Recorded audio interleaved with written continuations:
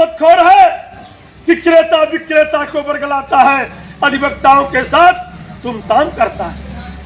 इतने नहीं, यह अधिवक्ताओं से अभद्र व्यवहार करता है।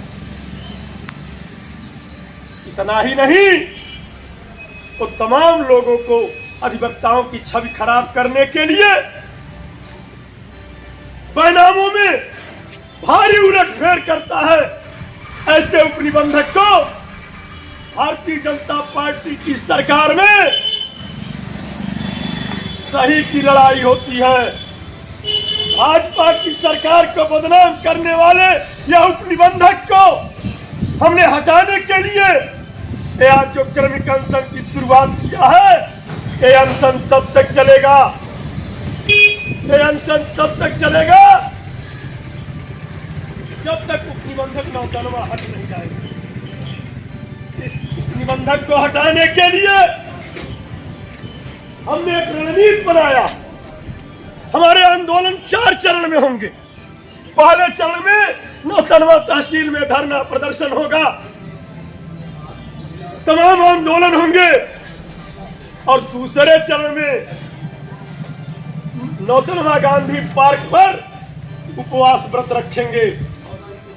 हम तीसरा जो चरण करेंगे वो जिलाधिकारी कार्यालय महाराजगंज, एआईजी महाराजगंज, एडीएम महाराजगंज, यहाँ ज्ञापन देंगे और 2-2 घंटे का उपवास व्रत रखेंगे। चौथा चरण में उत्तर प्रदेश के माननीय मुख्यमंत्री योगी आदित्यनाथ जी के दरबार में एक भाजपा के कार्यकर्ता के रूप में, एक नेता के रूप में, एक वकील के रूप में, एक पत्रकार के रूप में, एक किसान के रूप में, एक उपभोक्ता के रूप में गोरखनाथ मंदिर कार्यालय कैंप कार्यालय पर दरवाजा खटखटाऊंगा और जनता दर्शन में उपनिबंधक के क्रियाकलापों का उजागर करूंगा।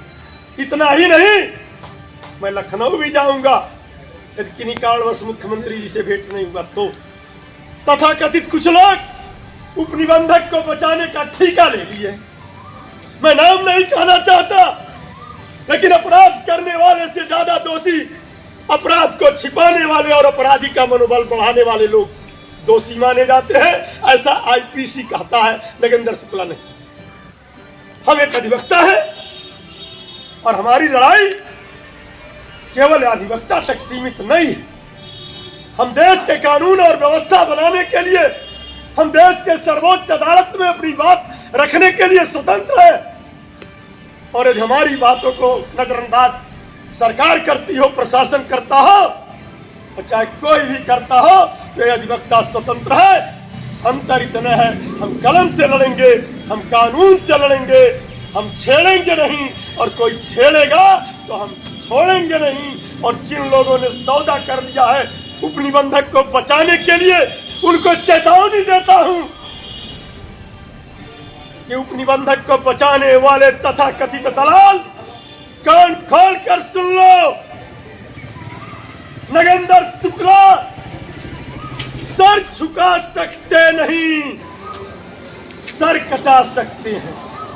फानूस बनकर हिफाजत, फानूस बनकर जिसकी हिफाजत हवा करे, वो समा क्या मुझे जिसे रोशन खुदा करे। मेरा आंदोलन, मैंने आज गुरु पूर्णिमा के दिन निर्णय लिया, आज छुट्टी था, मैं चाहता तो यह आंदोलन हटा देता, लेकिन हमारे देश पर सरहद पर लड़ने वाले सेना के जवान छुट्टी नहीं मना रहे, वो युद्ध के लिए तैयार है।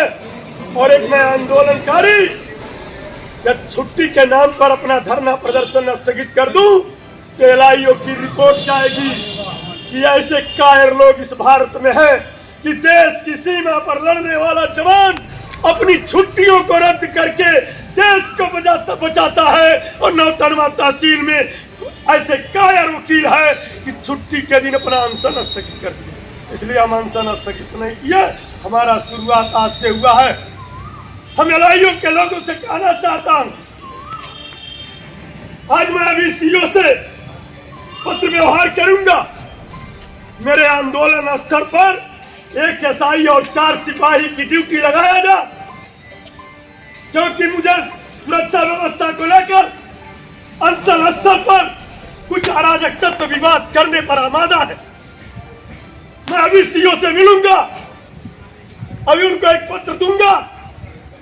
मैं एलआईओ के लोग और पुलिस के लोग, प्रशासन के लोग और उप जिलाधिकारी नौतनवा से भी अभी मैं दूरभाष पर बात करूंगा कि कल मेरा अनशन जो होगा और कड़ी सुरक्षा व्यवस्था में हो, अन्यथा कोई अनहोनी होता है तो इसके जिम्मेदार शासन और प्रशासन के लोग होंगे। मैं शांति का प्रतीक हूं, इसीलिए गुरु पूर्णिमा के दिन, बुद्ध पूर्णिमा के दिन आज मैं आंदोलन शुरू किया हूं। मैं महात्मा गांधी के विचारों का अहिंसा परमो धर्म के तहत मैं आंदोलन करता हूं और उप निबंधक नौतनवा इतना भ्रष्ट